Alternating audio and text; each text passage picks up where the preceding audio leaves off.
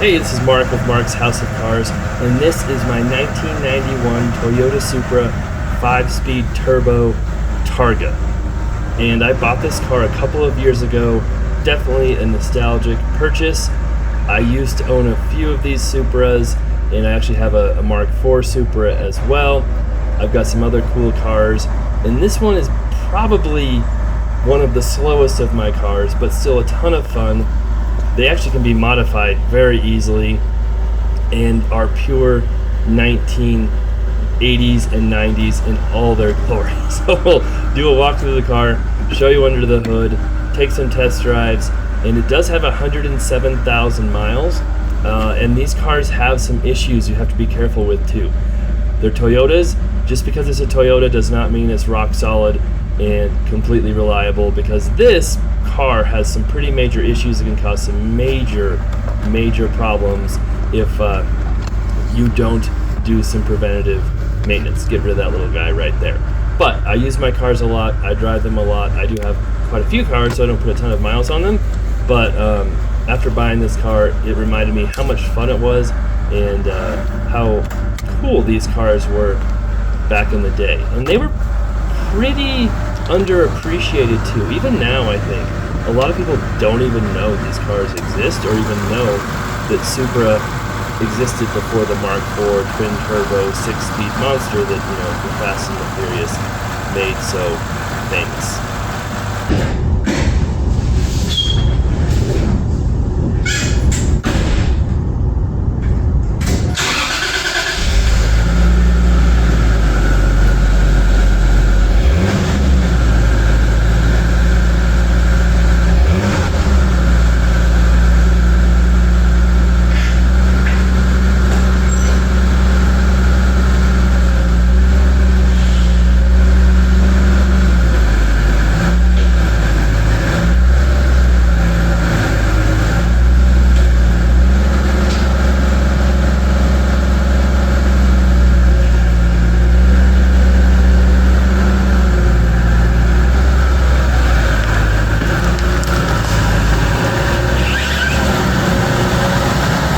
See, my front tire was low there. I didn't realize that till watching the video, but it still drove.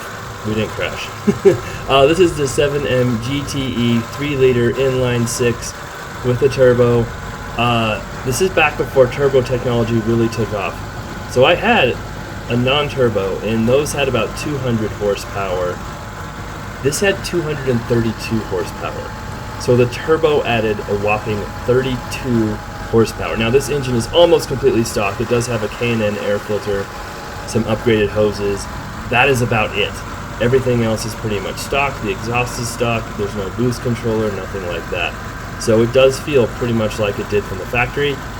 Maybe a little bit slower with 107,000 miles on it. It does have a boost controller, or sorry, not a boost controller, boost gauge, and it doesn't quite seem to be reaching the peak it should reach when driving. But it has the 80s and 90s pop-up headlights in all of their glory.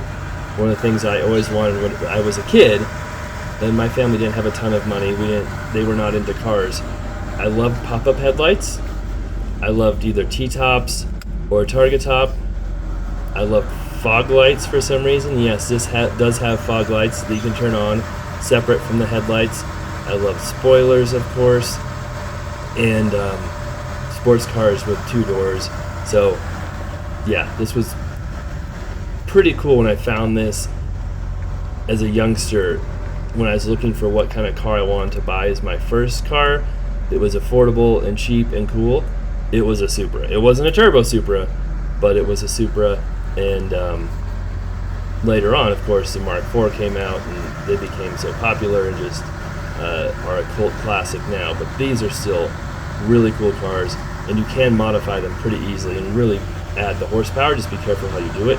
And of course I've got, here's some of the other cars in here. The Mustang 5.0 with the supercharger, my 86 Porsche 928 5-speed, and there's the Supra Mark IV. And of course I've got videos on all of my cars on this channel if you want to check those out. And this is a 6-speed twin turbo US version as well. So definitely a completely different beast, but still has the 3-liter inline 6 motor just a little bit different with the 2JZ. Now, the other day I was rearranging cars and managed to get the Supra rained on just a little bit, and then I've got a couple of Lamborghinis as well.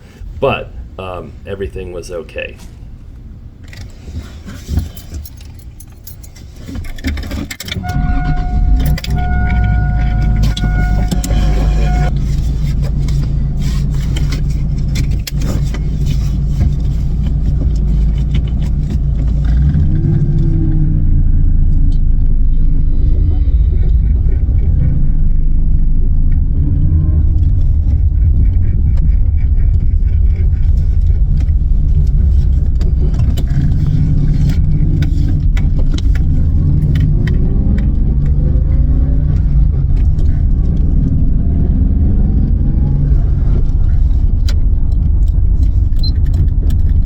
For performance, these cars went to 0 to 60 in about 6.7 seconds, so definitely not barnstormers, and that was with the manual transmission, 5-speed manual.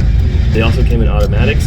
Those were a little slower. Those were over 7 seconds, 0 to 60, and back in the day when manuals were faster than automatics, definitely not like that now.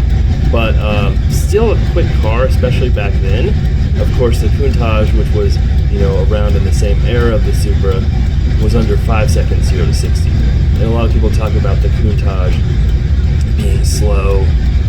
Well, for back in the day, this was Toyota's, fastest car they had, although the MR2 was quick too. The Countach blew these cars out of the water. Now when the Mark IV Supra came out, they were a little faster, a lot faster, and would give the Countach a run for its money, but by that time the Diablo was out and even faster and more horsepower, and I have a Diablo as well. That would destroy the Mark IV Supra stock to stock. Of course, you can make the Mark IV way, way faster.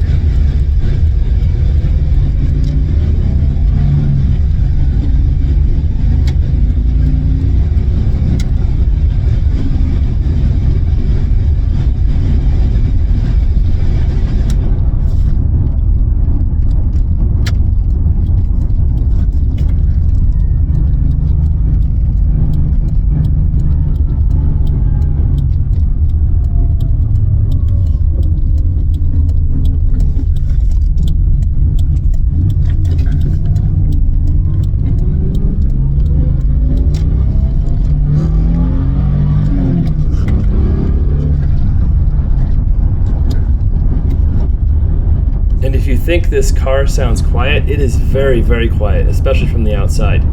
You can actually hear the motor almost more than you can the exhaust. So back in the 80s and 90s, of course, that was when they made cars pretty quiet.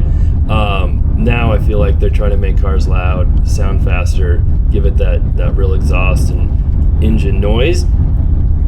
Back in the day, that was not the case at all. Cars were fairly quiet. Now, of course, you can put an exhaust on it. You can do lots of modifications, make it much louder, much faster, which I may or may not do at some point. I'm not sure. It might be kind of fun. But for now, it's a fun cruiser, fun GT. I like having the top off. And I have some other cars that are fast if I really want to push it and go fast.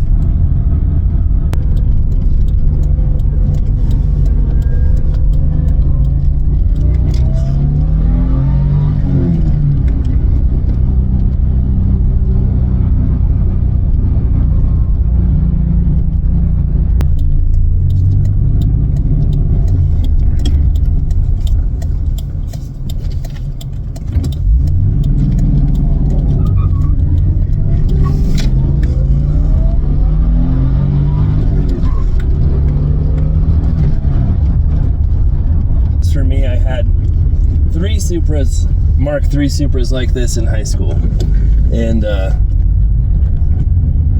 fun cars, but they definitely have their issues, and some major issues that can cause a whole lot of problems. So you've got to be very careful buying these cars and making sure that you maintain them and take care of some of the issues they have. So the Turbo Supra first came out in 1987. The first car I ever bought on my own a 1987 Supra NA non-turbo, no Targa. It was a 5-speed.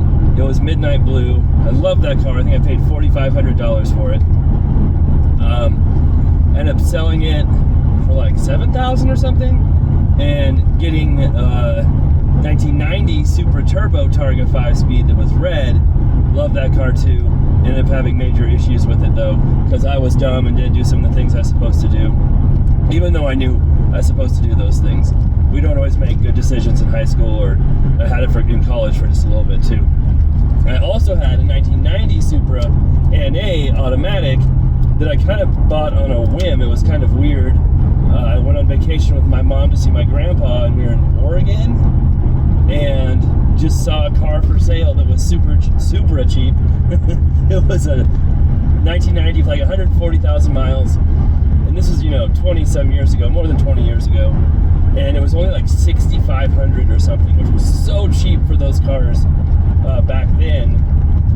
And so we bought it and ended up driving it home from Oregon, and I was planning to kind of flip it and sell it, but my mom liked it so much she ended up keeping it, and she kept that car for many years, and I think she sold it to one of her friends because it could use it. It really could use a little more power, and because I modified my other Supra, which I didn't do it the right way, and that's part of the reason why I had motor problems, but it would bring back some of that nostalgia too. So my 1990 Supra, I put a Saab blowout valve on it, and a boost controller, and I think a K&N air filter. I don't even know if I did a full intake or if it's just the air filter. And I pumped up the boost to like 8, 9, without doing the exhaust, without making sure the head gasket was good. And I ended up blowing my head gasket, and that pretty much wrecked the motor.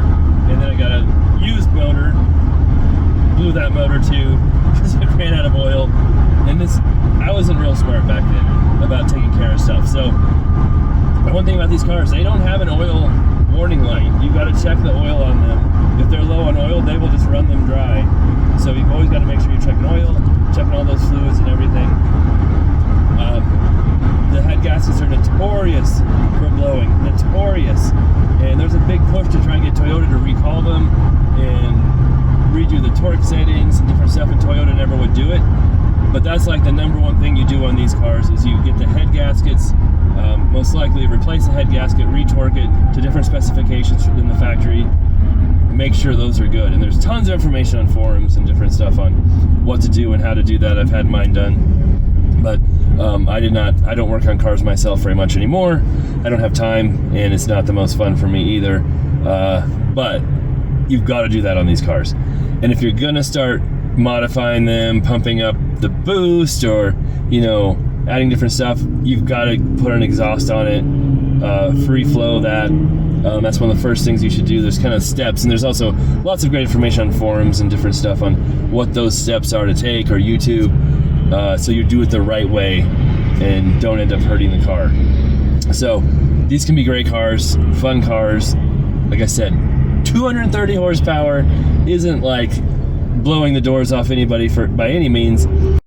I also want to go over how to take the Targa top off real quick. That's always interesting. It comes with this pouch with some plugs, and then a ratchet and little tool to unlock the screws on top. So it is not a real quick and easy process. The Mark IV is very similar as well.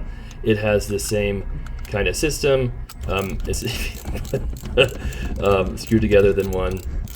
But there's 4 spots, 2 in the front, 2 in the rear, where you put that on there, twist them off, and it takes a little while to get these all the way done, and then they get kind of loose, and you kind of just got to turn it a while, and you never really know when you've got it all the way out, so you've got to just kind of keep testing and trying it. But eventually, you'll get all those done, and it will just pop right off.